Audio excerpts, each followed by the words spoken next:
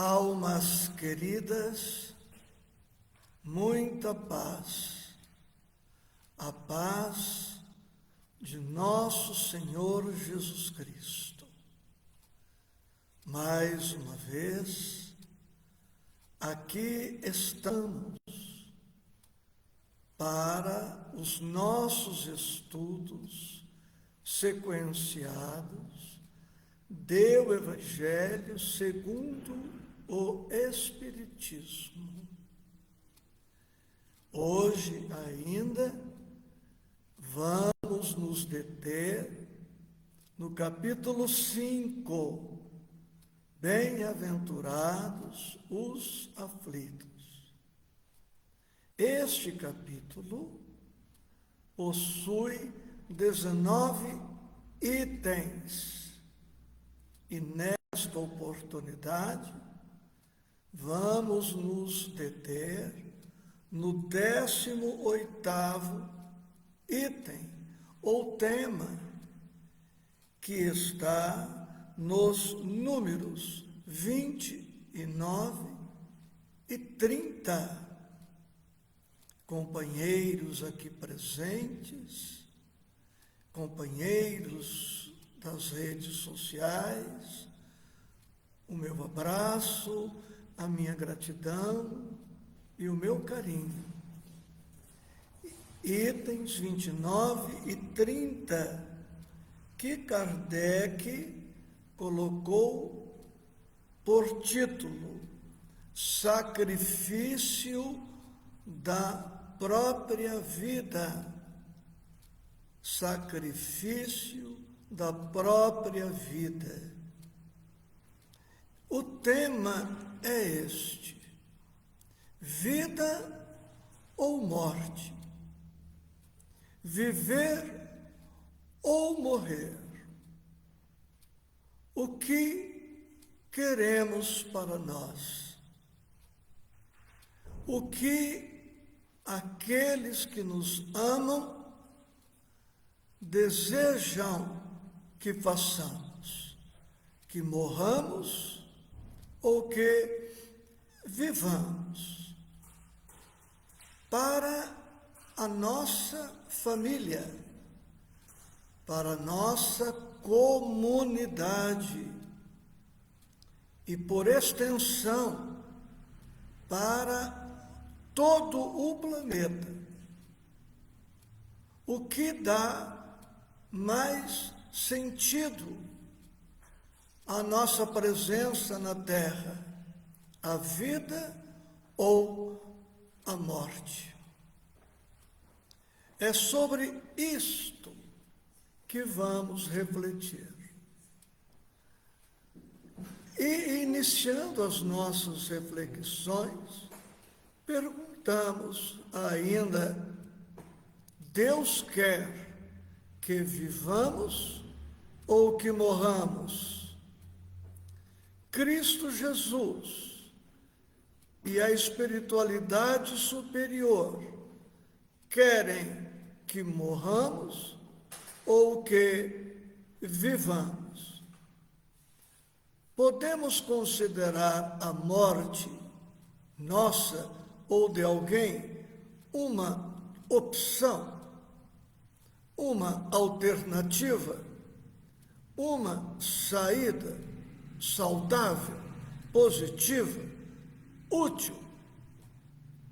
Ou será que Deus, o Cristo, a espiritualidade e todos querem e esperam que vivamos, o que também deve ser o nosso estado de alma, a nossa disposição, a nossa escolha? Devemos escolher a vida, independentemente do estado emocional ou espiritual em que nos encontremos. Se estamos naquele estado a que denominamos felicidade, qual o sentido da morte? E se estamos em um estado aqui podemos chamar de desgostoso, frustrante ou qualquer outro adjetivo, o que a nossa morte acrescentaria? Se permanecemos no além-túmulo, como nos encontramos aqui, sem mudança substancial? Eis o que Allan Kardec apresentou em forma de perguntas ao Espírito São Luís. Kardec pergunta e ele responde: aquele que se acha desgostoso da vida, mas que não quer extingui-la por suas próprias mãos, será culpado se procurar a morte num campo de batalha com o propósito de tornar útil sua morte? E a resposta: que o homem se mate ele próprio, ou faça que outrem o mate. Seu propósito é sempre cortar o fio da existência. Há, por conseguinte, suicídio intencional, se não de fato. É ilusória a ideia de que sua morte servirá para alguma coisa. Isso não passa de pretexto para colorir o ato e escusá-lo aos seus próprios olhos. E destaco agora o pensamento de São Luís. Se ele desejasse seriamente servir ao seu país, cuidaria de viver para defendê-lo. Não procuraria morrer, pois que, morto, de nada mais lhe serviria. E continuamos a destacar: o verdadeiro devotamento consiste em não temer a morte quando se trate de ser útil, em afrontar o perigo, em fazer de antemão e sem pesar o sacrifício da vida, se for necessário, mas buscar a morte com premeditada intenção, expondo-se a um perigo, ainda que para prestar serviço, anula o mérito da ação. São Luís deu essa resposta em 1860. E esta outra resposta no mesmo ano à pergunta formulada por Kardec: se um homem se expõe a um perigo iminente para salvar a vida a um de seus semelhantes, sabendo de antemão que sucumbirá, pode o seu ato ser considerado suicídio?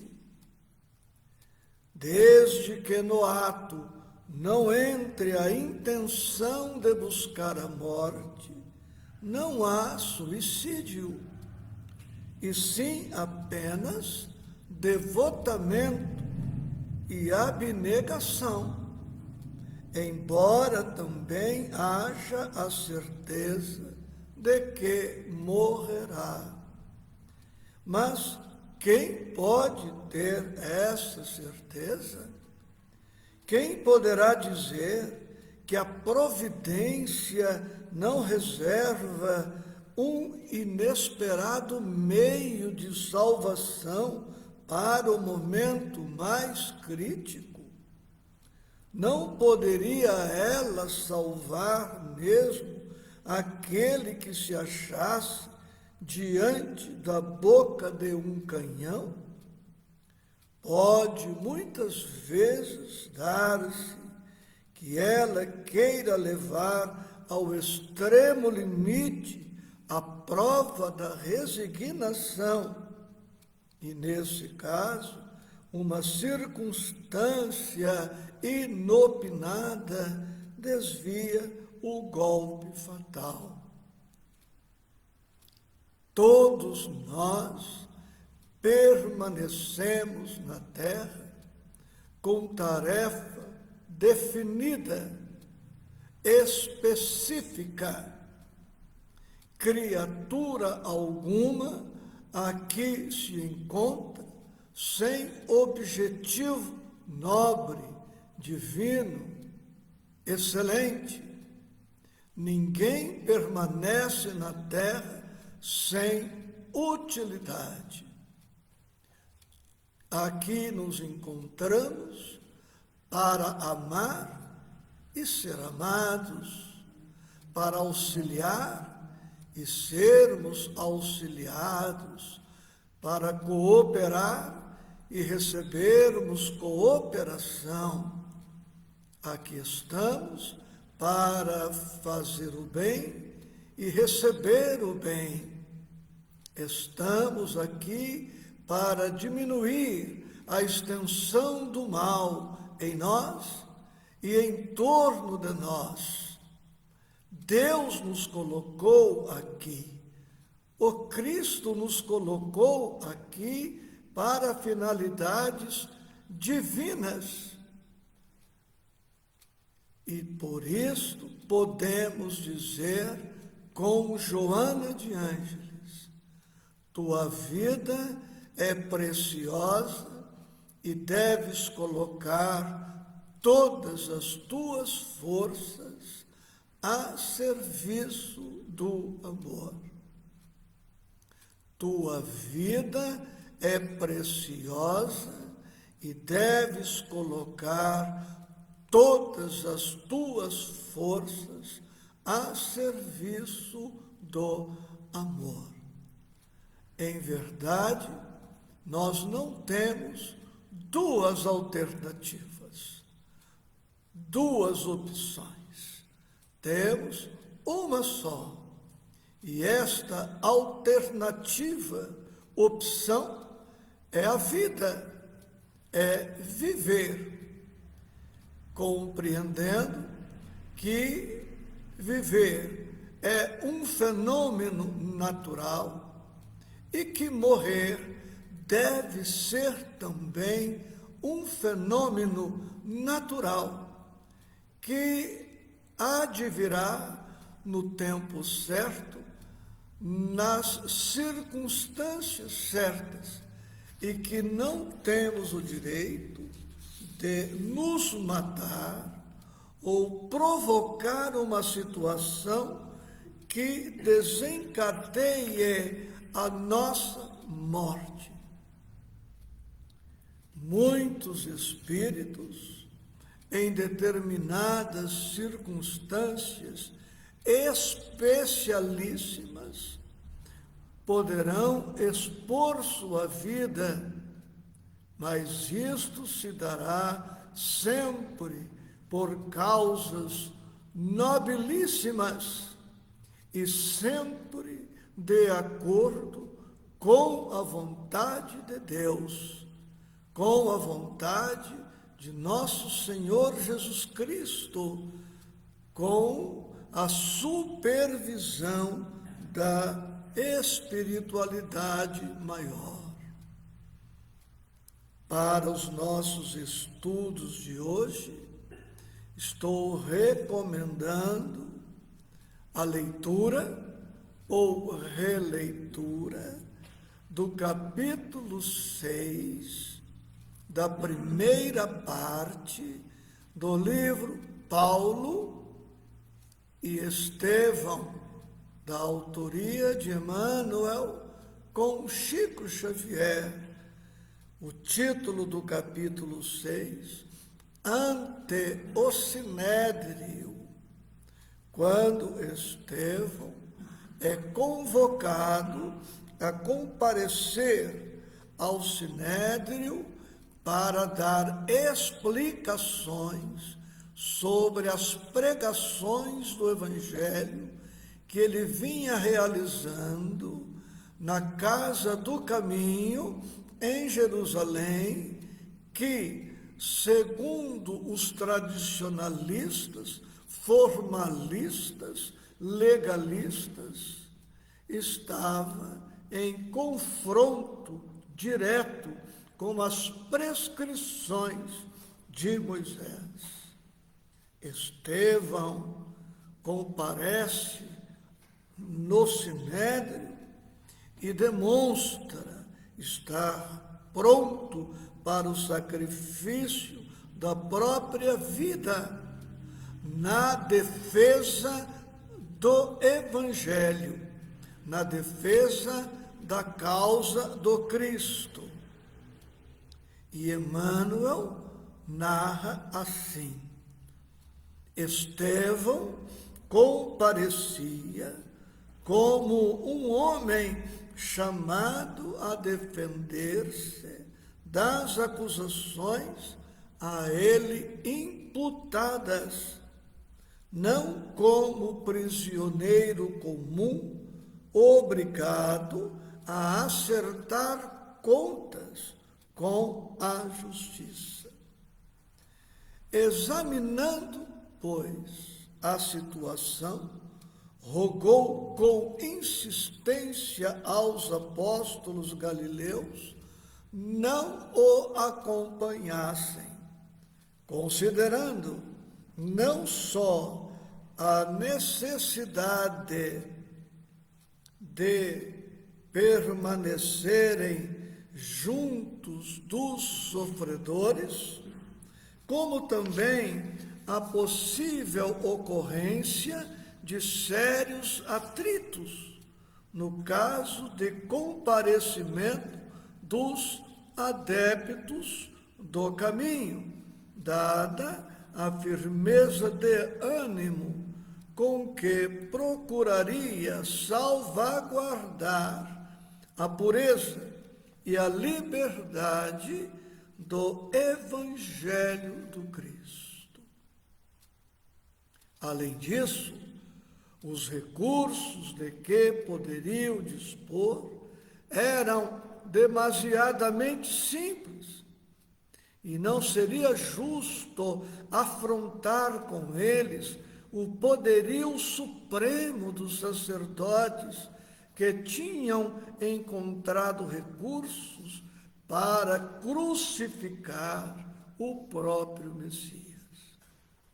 Em favor do caminho, pontificavam apenas aqueles enfermos desventurados, as convicções puras dos mais humildes, a gratidão dos mais infelizes, única força poderosa pelo seu conteúdo de virtude divina a lhes amparar a causa perante as autoridades dominantes do mundo.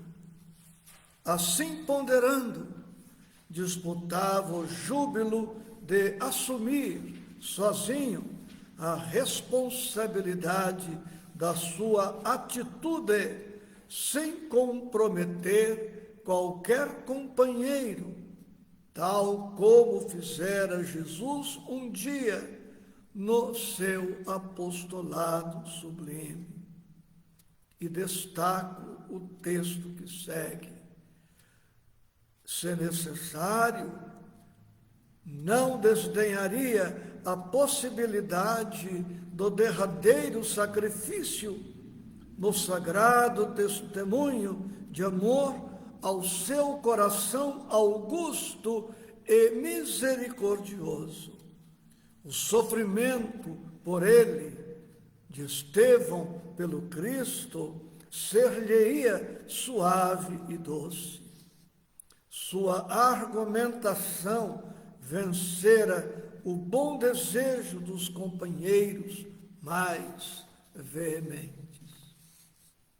Mas, convenhamos, irmãos aqui presentes e das redes sociais, que uma coisa é alguém buscar a morte, deliberadamente, desgostoso, aborrecido, frustrado. Outra coisa é não temer o sacrifício, a renúncia, o sofrimento, as lutas em defesa de uma causa nobre. Estevão, evidentemente, queria continuar vivendo para o desdobramento da sua missão divina, para o testemunho excelente do Evangelho que vinha realizando.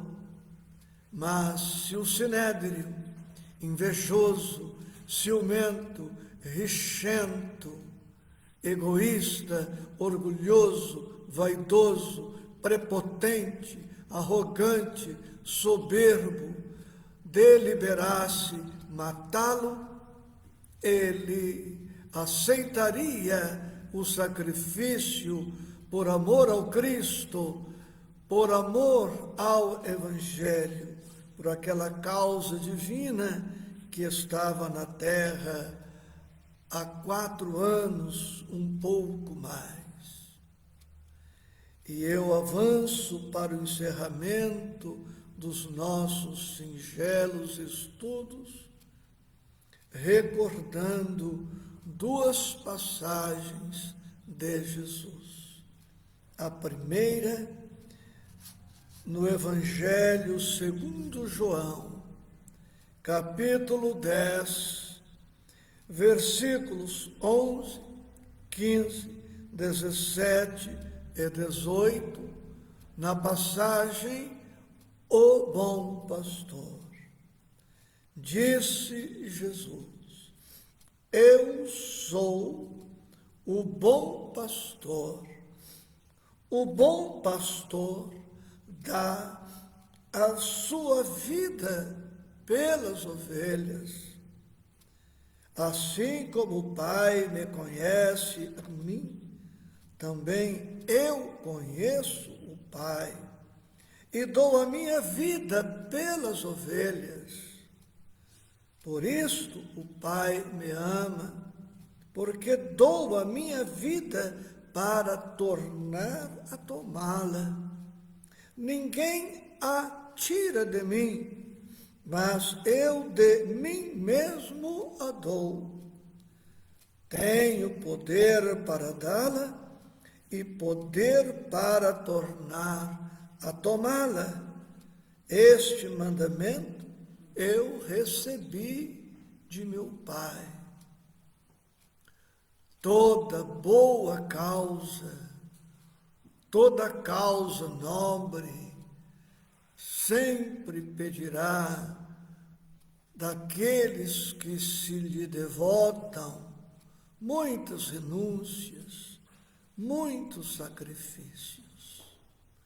Deus quer que vivamos, o Cristo quer que vivamos, mas se preciso for, por amor, por dedicação extrema ao bem, nós viveremos, morrendo a cada momento, a cada dia em defesa da causa que abraçamos. Morrer é muito fácil. Para morrer, no sentido físico, bastam alguns minutos. A perda da consciência, um infarto fulminante, um AVC, um acidente que provoque uma inconsciência imediata, estaremos mortos em instantes. Não é difícil morrer, é muito fácil.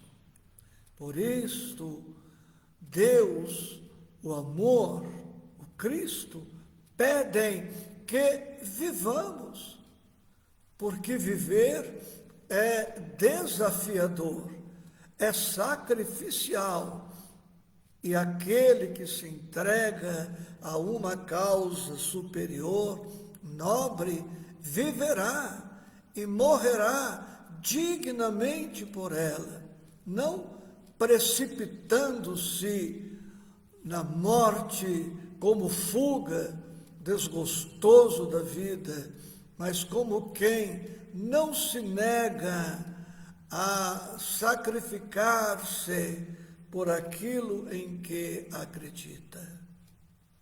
Jesus é o exemplo máximo de doação da vida, ao ponto de permitir-se imolar na cruz, por amor sempre a todos nós, os seus tutelados. E ele diz na passagem lida: o bom pastor dá a sua vida pelas ovelhas. E toda a sua vida é um hino de dedicação sacrificial, de dedicação permeada de renúncias infinitas. E ainda no Evangelho de João, no capítulo 17, versículos 1 a 5, quando Jesus ora por si mesmo, ele assim se expressa.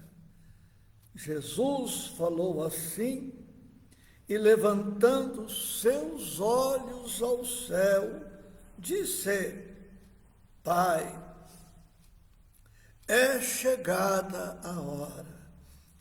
Glorifica a teu Filho, para que também o teu Filho te glorifique a ti.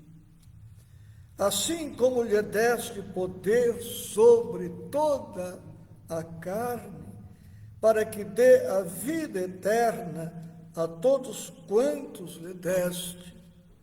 E a vida eterna é esta, que te conheçam a ti só, por único Deus verdadeiro, e a Jesus Cristo, a quem enviaste. Eu glorifiquei-te na terra, tendo consumado a obra que me deste a fazer. Repito, tendo consumado a obra que me deste a fazer. E agora glorifica-me tu, ó Pai, junto de ti mesmo, com aquela glória que tinha contigo antes que o mundo existisse. É verdade que os religiosos políticos da época conseguiram tramar a morte de Jesus, mas eles não conseguiram impedir que Jesus cumprisse integralmente a sua missão. A traição, assim denominado o gesto de Judas, a prisão do Mestre, o processo conduzido de maneira injusta, apressada, a condenação à morte, a execução da pena, nada disso impediu que o Cristo executasse integralmente a missão que o trouxera à terra. Tudo aconteceu como deveria acontecer, no tempo certo, após o Cristo ter realizado todo o seu programa, toda a sua missão. Isto se aplica a nós também. Escolhamos a vida, escolhamos viver, cuidemos da saúde orgânica, da saúde emocional, da saúde espiritual.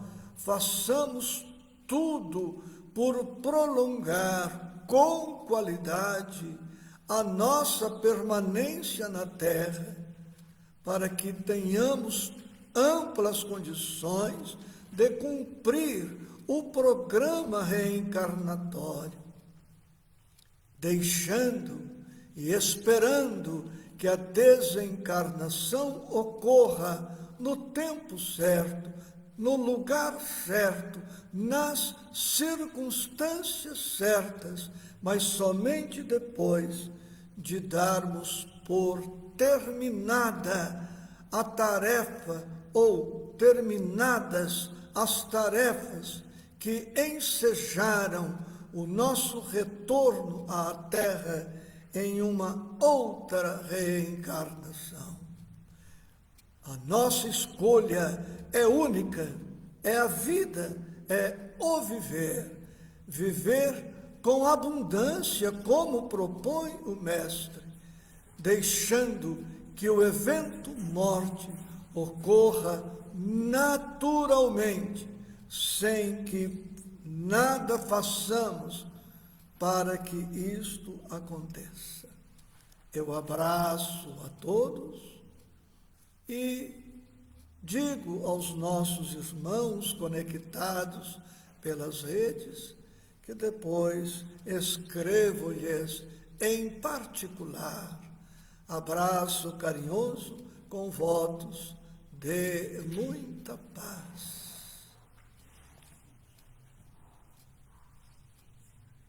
Sacrifício da própria vida.